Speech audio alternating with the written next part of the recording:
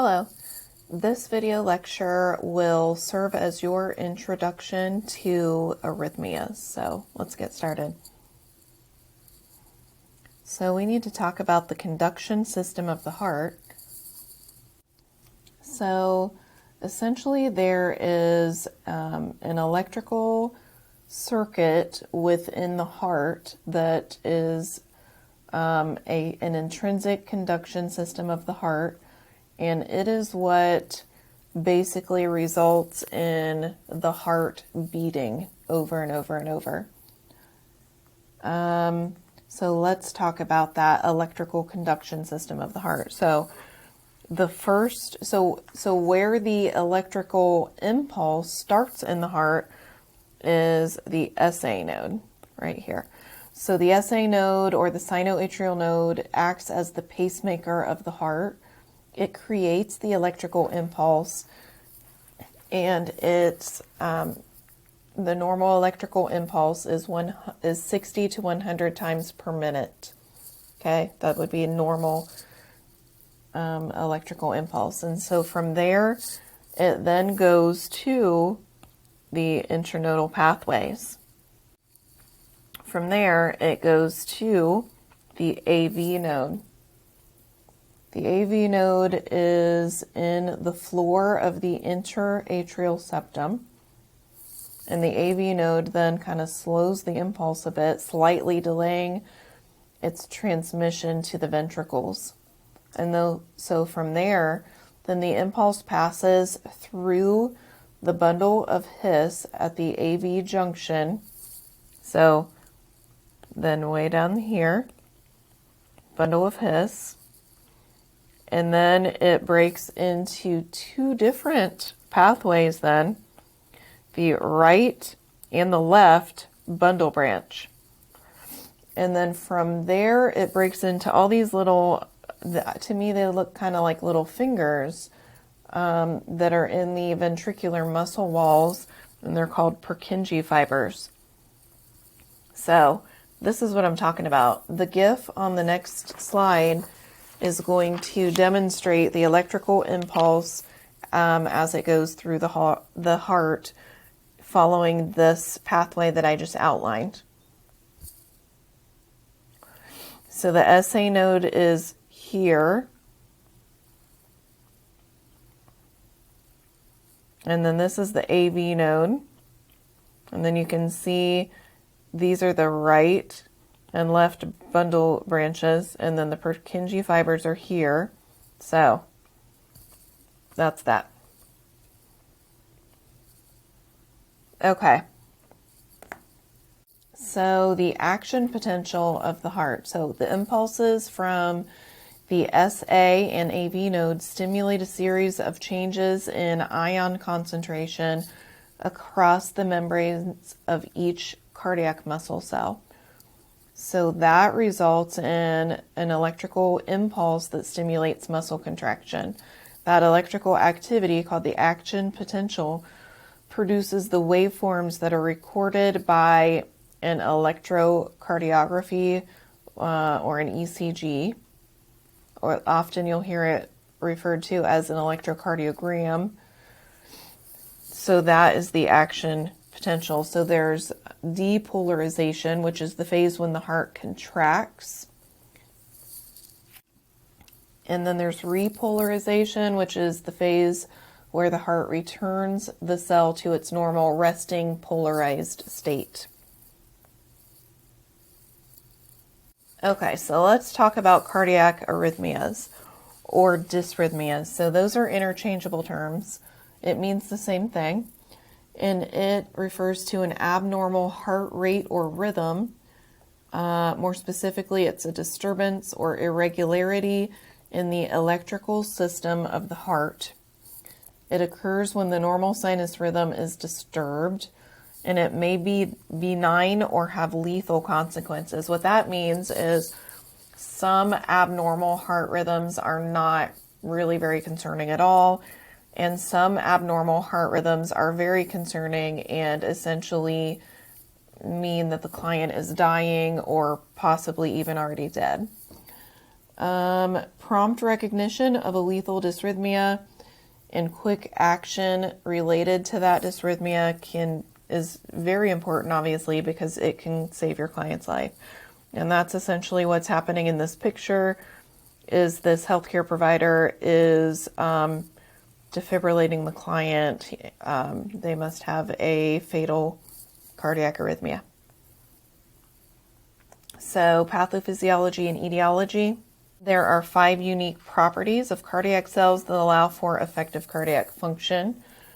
There's automaticity, and that's the ability of the pacemaker cells to spontaneously initiate the electrical impulse. So, we talked about that before in the SA node. Then there's excitability, and that's the ability of the myocardial cells to respond to stimuli generated by the pacemaker cells. Myocardial just refers to heart tissue, so cells of the actual heart tissue. Conductivity is the ability to transmit an impulse from cell to cell. So when one cell is stimulated, the impulse spreads rapidly throughout the heart muscle. Refractoriness is the inability of cardiac cells to respond to additional stimuli immediately following depolarization. So I think of it as it kind of locks it out so that it's not responding to it's not getting distracted by other stimuli. Because if it gets distracted, that's going to disrupt the normal heart rhythm. And then contractility is the ability of the myocardial fibers to shorten in response to a stimulus. And that's essentially what causes the heart to beat. So risk factors for cardiac arrhythmias. So it can occur in response to exercise, fear, or excitement. Athletes can have some cardiac arrhythmias. Athletes are specifically more prone to having bradycardia, slow heart rate. Clients with heart disease are at an increased risk. Endocrine system problems, sleep apnea, and then the use of alcohol, stimulants, caffeine, nicotine, and some medications. So, nursing assessment. So, let's first talk about health history and physical exam. So, health history, you want to really gather pertinent information about what's currently going on with their illness, their symptoms, when did it start, all of that, lifestyle, medications, medical history. You really want to focus on, are they having these symptoms? These are kind of classic cardiac type symptoms. And then physical exam, you're checking level of consciousness, vital signs. If there's an irregular pulse, you really need to be auscultating their apical pulse for 1 minute. You want to check peripheral pulses, respiratory status, skin color, temperature and moisture, heart and lung sounds, and a cardiac rhythm analysis. So you're going to put them on the heart monitor. So then you need to determine if your client is stable or unstable. So unstable clients really, they require immediate treatment or they're going to continue to decline and they might possibly code or die. So these are symptoms of an unstable client. So if they have a cardiac arrhythmia and they have these symptoms, then you're thinking that they're unstable and they need something's going to have to be done pretty urgently. So these are some common clinical manifestations associated with cardiac arrhythmias. Okay, so if somebody comes in with concerning symptoms or really any of these situations, you're really going to put the client on the heart monitor for continuous cardiac monitoring. So, surgery, major trauma. So, you can read through these, but these are definitely indications for cardiac monitoring. How to place a client on the monitor. So essentially, this little box is their portable monitor box, and each of these little clips would attach to patches go on the patient in the areas of this diagram. And the patches have a little kind of metal thing in the middle of them that you can clip each of these onto. So obviously you match up the colors, so green to green, black to black, red to red, so you get the point. So that's how you put someone on the monitor. And then of course you'd have to turn the monitor on and, you know, maybe program some things on the monitor. Monitors can vary, obviously, depending upon what type of monitor in the healthcare facility and how they have that set up. So once they're on the monitor, you kind of need to know what you're looking at. So you're looking at their cardiac rhythm. So cardiac rhythm consists of all of these different things. So there's the P wave, which is really from here to here. There's the PR segment, which is from here to here. The QRS complex, which is from here to here. So this whole big thing is the QRS complex. And then there is the ST segment from here to here.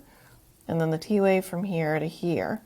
So you want all of those components to be present in your client's cardiac rhythm. So that just keeps repeating over and over and over. And if it looks exactly like this, then it's in the normal ranges between 60 and 100. We identified that as normal, right, as per the SA node.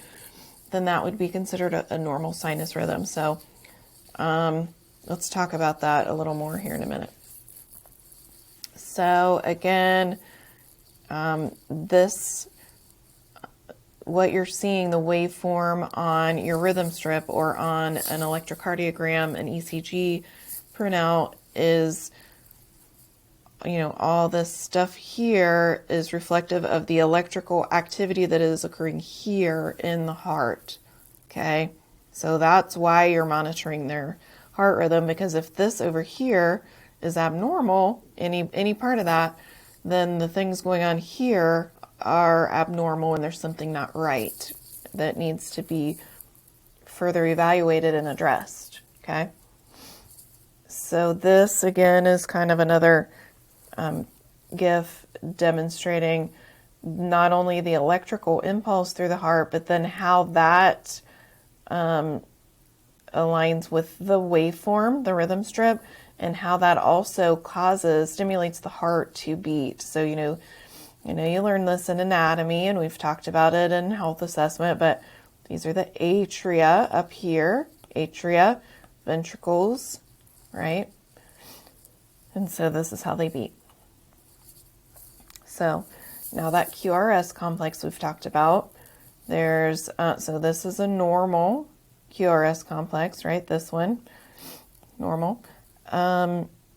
This would be narrow. Honestly, if a QRS complex is narrow, that's not really, I'm not terribly concerned about it.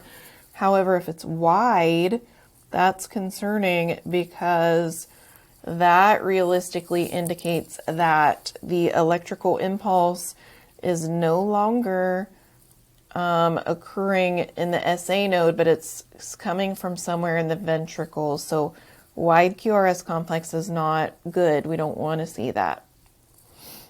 Okay. So how can we quickly estimate a heart rate on a rhythm strip? So first of all, you're going to have to do this in your job if you work on a unit where there's cardiac monitoring. I had to do this regularly in my job. So you're going to print out this actual paper strip. You're probably going to tape it to a paper, and you're going to analyze it. And so you need to find a 6-second strip. So it's going to usually have little hash marks on it. So from here to here is 3 seconds. And then over to here is another 3 seconds. So all of this total is 6 seconds. We're going to count everything in that 6 seconds, right? Okay. So we're counting all the QRS complexes, right? So let's just look at it. So if we're counting, we're here's 1, 2, 3, 4, 5, 6, 7, 8, 9. So then I counted 9 in the 6-second strip. So then I can just look quickly, multiply that by 10, and then I get 90 beats per minute is the approximate heart rate. Okay. Same thing, just different demonstration of what I just did. Okay. So let's start with a normal sinus rhythm. So that's the normal heart rhythm in which the impulses originate in the SA node, the sinoatrial node, and they travel through all of the normal electrical conduction pathways without delay. All waveforms are of normal configuration. They look alike, and they have consistent or fixed durations. The rate is between 60 and 100. That's normal for adults. So we look here and we're like, here's what I do when I look at a rhythm strip. First, I want to count my rate. So if I'm looking, this is a 6-second strip, like right here is 3 seconds, here's 6. So I'm counting the QRS complexes. I put little hash marks. Those are evenly spaced, so that means that this rhythm is regular. If I had something called calipers I'd be using to analyze my paper rhythm strip, I could march those right out, but those are regular. And I note that it's 1, 2, 3, 4, 5, 6, 7. So the heart rate is 70. So that's within this normal range. And then the next thing I look at is the P waves. Are those regular? Yep, these are the P waves, remember? So those are regular, and there's one in front of each QRS complex because I want there to be. So I feel good about that. So those are regular. And the same with the T waves, right? Those are regular. There's one after each QRS complex. So everything looks as it should be. So that's how I know this is normal sinus rhythm, okay? And it's in the expected range. All right, so sinus tachycardia. So that would really be a rate of 101 to 150. And it is still regular though. So this, we can't tell for sure. This image is from your book, but this is I don't know if this is a 6-second strip. But again, if I'm analyzing this, and we'll pretend like it's a 6-second strip, I'm going to, again, map out my QRS complexes. So I've got 1, 2, 3, 4, 5, 6, 7, 8, 9, 10, 11. So rate equals 110. And so then the same with my P waves. So here's one, here's one. So those all look regular. There's one before each QRS complex. So this rhythm looks good. It's just faster than normal. So it's still a sinus rhythm, but it's sinus tachycardia because it's between these ranges. So these are all the potential causes of sinus tach. There's no good place for me to click here. So just know with sinus tachycardia that really the treatment, it's only really going to be treated if the client is symptomatic. There's typically some reason for sinus tachycardia, like maybe they're losing blood and now their heart has to beat faster because there's less blood and they have to still circulate it to all the tissues. So the body's saying, or let's beat faster so that we can still circulate to those tissues. So you're considering some of these underlying causes. Fever and pain can also cause an elevated heart rate or sinus tachycardia.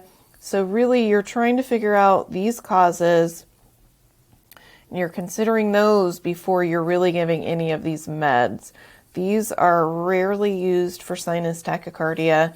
It just would be when all of these have been exhausted and you just really can't figure it out, and the client's really, pretty tachycardic and they're symptomatic, that these would be considered. Okay. And then I've got the clinical manifestations listed there. All right.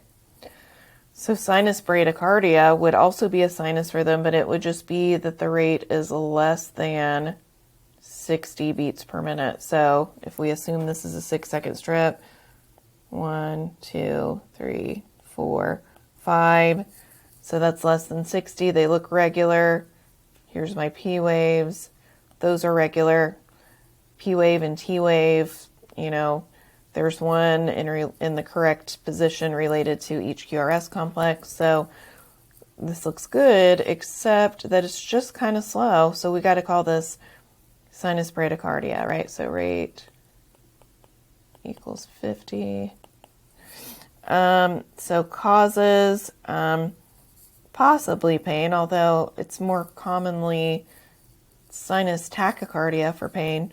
So these are possible causes. And then note that this could be a normal manifestation for someone that's a conditioned athlete. So like, let's say someone's training for a marathon or just regularly engaging in sports, then a slow pulse, a slow heart rate could be normal for them. So you'd want to ask them, kind of about their lifestyle, because that might be their norm.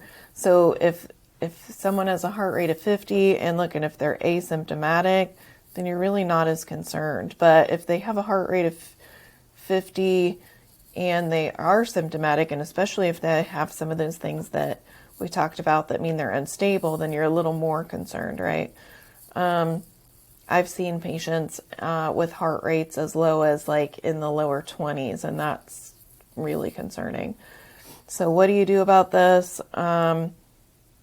Essentially, medication-wise, the big one really is atropine. Isoproterenol could be used. Pacemaker therapy might be needed. Okay.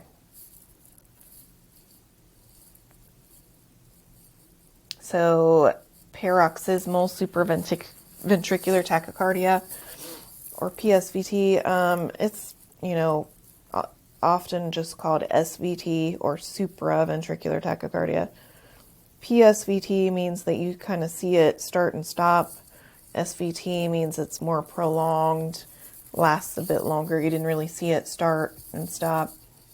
So this would be if the rate is 150 to 200, or even sometimes can be higher than that.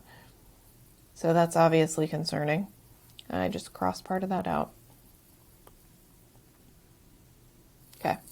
So, and again, you can still see that this looks pretty regular, and there's still a P wave before each QRS and a T wave after each QRS, but it's just between that 150 to 200 rate. This is a more concerning rhythm, honestly, because someone's heart cannot beat that fast, and the patient stays stable for very long with that. This is like their heart is running a marathon. And so after, a certain period of time, something's going to have to be done, or your patient's going to wear out and decline. Sometimes the SVT is so fast that the P wave and the T wave they kind of meld together into one little wave. And it's still SVT. So realistically, this is going to be treated pretty promptly. Like it says treat if symptomatic, but I can tell you that I think I've never had a patient with a heart rate greater than 150 who wasn't symptomatic. The first treatments that can be tried are something called the Valsalva or vagal maneuvers. So those are maneuvers that would stimulate the vagus nerve to try to kind of interrupt that electrical pathway of the heart and restart it.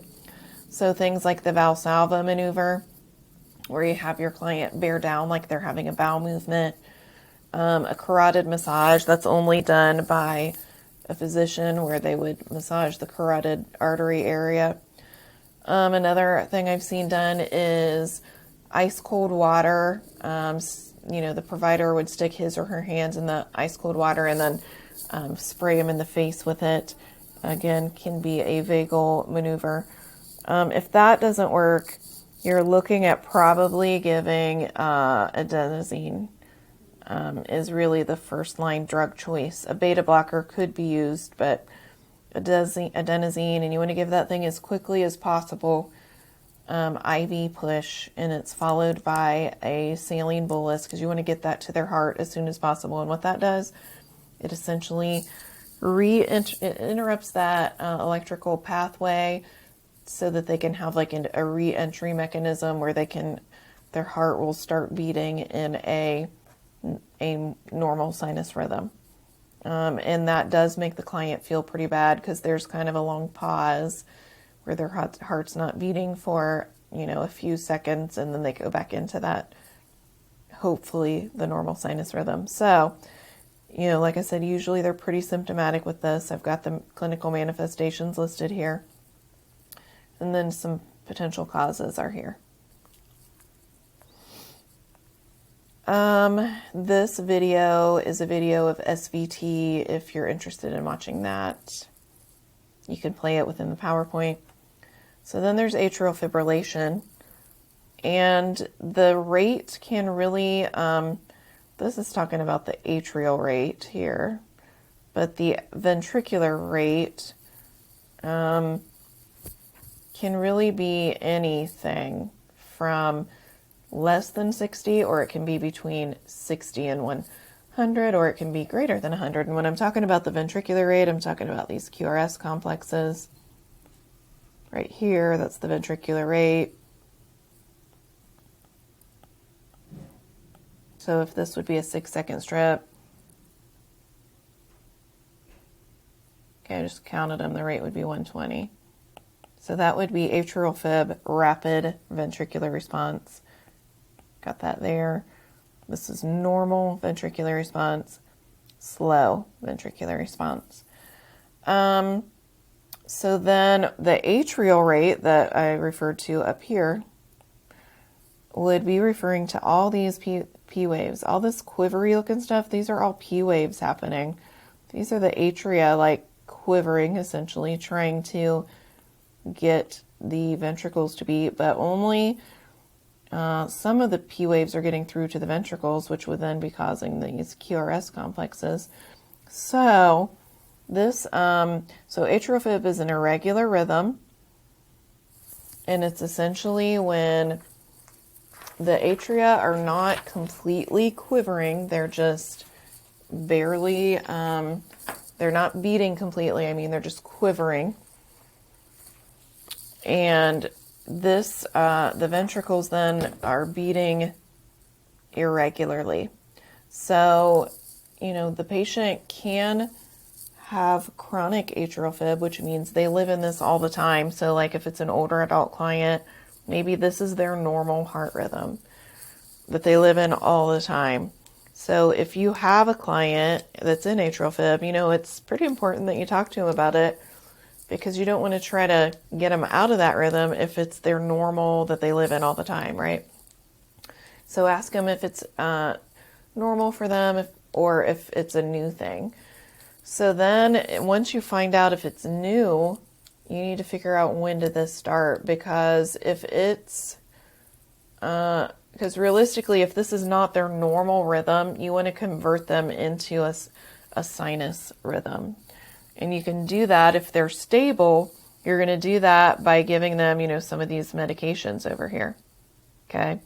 If they're unstable and this is a new rhythm for them, then this is going to happen, synchronized cardioversion. And that's where you would put the person on the monitor and defibrillate them, except instead of just defibrillating, you need to tell the heart monitor to recognize the QRS complexes, these things, by putting a little tag on them, like a little triangle at the top of it, on them. Because if the defibrillator monitor is not recognizing that, then it's going to shock them in the wrong place when you go to do your synchronized cardioversion. You're going to make them go into an even worse rhythm, like a fatal arrhythmia. So if it's acute and it's been less than a couple hours since they've been in it, the provider will probably order a medication, like a bolus and then a drip of that medication, to try to convert them back into a normal rhythm. That's if this is acute. Now, if it's acute and they've been in it for more than 2 to 3 hours, then you need to anticoagulant therapy needs to be done first here. Anticoagulant therapy. So usually it's like heparin. The reason is because if the atria are just quivering and not beating, then blood is pooling in the atria and it is increasing clot formation in the atria. And as soon as you convert them, if you don't thin their blood first, then they're going to throw that clot and they're going to have something like a pulmonary embolism or a stroke when you convert them. And we don't want that. Okay, so that's why it's important to assess your client. So here's some possible causes. These are some manifestations. And then again, you're asking, is this chronic or acute? Is my client stable or unstable? And how long have they been in this rhythm? Do they need an anticoagulant first? And then here's a video, if you're in the PowerPoint, that you can play that talks about atrial fibrillation. So then these are PVCs, or premature ventricular contractions. And the PVCs, so this looks like a normal sinus rhythm. So whenever you have PVCs, you're going to always identify the underlying rhythm. So this is a normal sinus rhythm with 2 PVCs here and here. PVCs, they're wide complex. That means these are originating from the ventricle. I talked about that earlier. Here's some causes. So these ventricular arrhythmias with these wide QRS complexes, one of the most common causes of these is heart damage, heart attack. To be honest, if your client is just having a few PVCs every now and then, it's really considered a benign condition, meaning not very concerning. I'm pretty convinced that I have PVCs occasionally and I'm just fine. It just can happen as people get older, and as long as they're asymptomatic with it, it's really not that big of a deal. Now, if the PVCs become more frequent and they start to cause some concerning symptoms, then you're more concerned about it at that point, right? Okay. Ventricular tachycardia. So, back to PVCs. So if PVCs become more frequent, or if someone has like a run of PVCs, like 3 or more PVCs in a row, that would be called a run of ventricular tachycardia. And that's a red flag that your client is probably getting ready to go into a fatal arrhythmia, such as ventricular tachycardia, that we're getting ready to talk about. So again, certainly if the PVCs are becoming frequent or there's runs of PVCs, you are concerned. You definitely would want to notify the provider right away and prepare that client might be getting ready to code. So VTAC, this is a medical emergency. This means your client's essentially coding. Know that there's no P wave, no T wave. It's just these are QRS complexes, and they're very wide, meaning they originated in the ventricles. Okay. So, this is a concerning rhythm that says, my client could be coding. They could have a pulse with this. So this could result in their heart still be beating, although very fast. Look at the normal rate. It's regular. They're just missing all the important atrial activity, right? So they could have a pulse with this. If they do, they likely are going to be alert and looking at you. So if they have a pulse with this, really the expected treatment is a synchronized cardioversion. That's where you're telling the defibrillator monitor to put to notice that, hey, I'm noticing that these are the R waves, so that I don't shock them in the wrong part of their rhythm and make them go into an even worse arrhythmia. So they could also not have a pulse with this, which means their heart is not beating with us.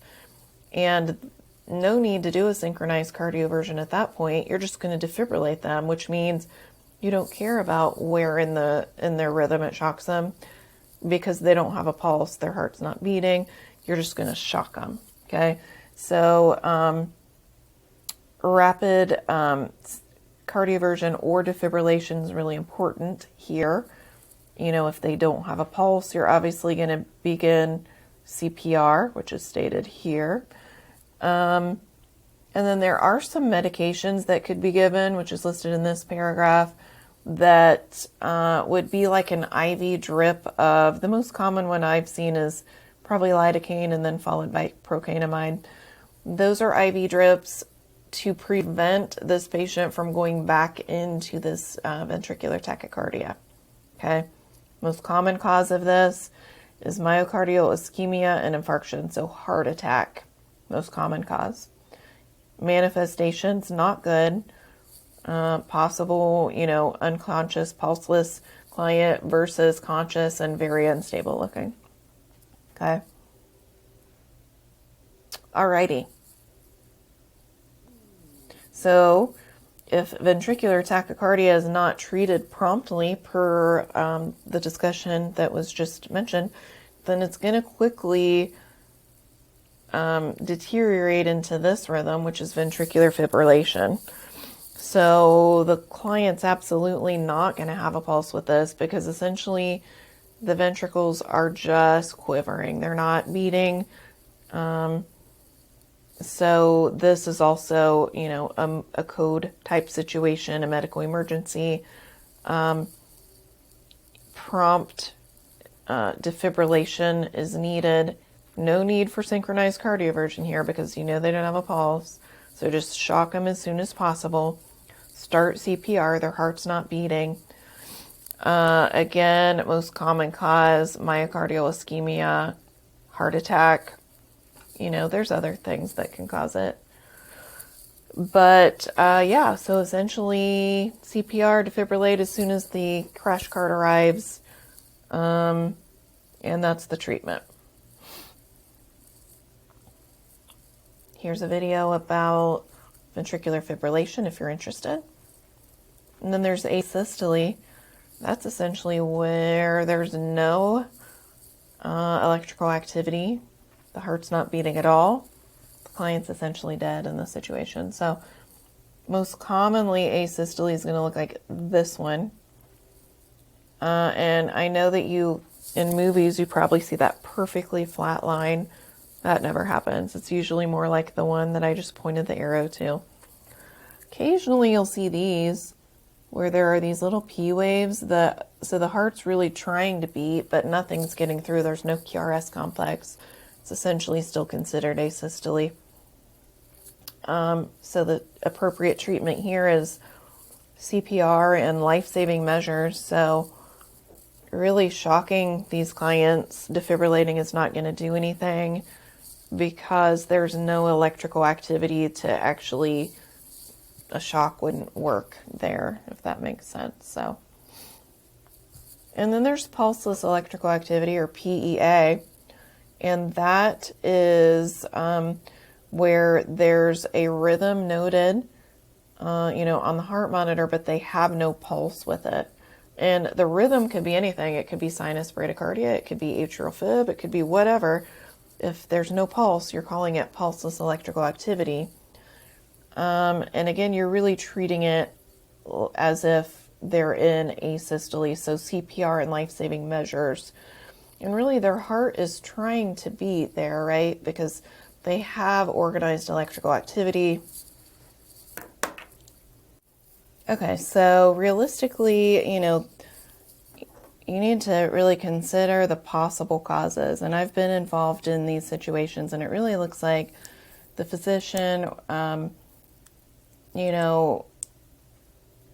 having a kind of a group discussion with the other providers about, okay, let's consider what can be going on here.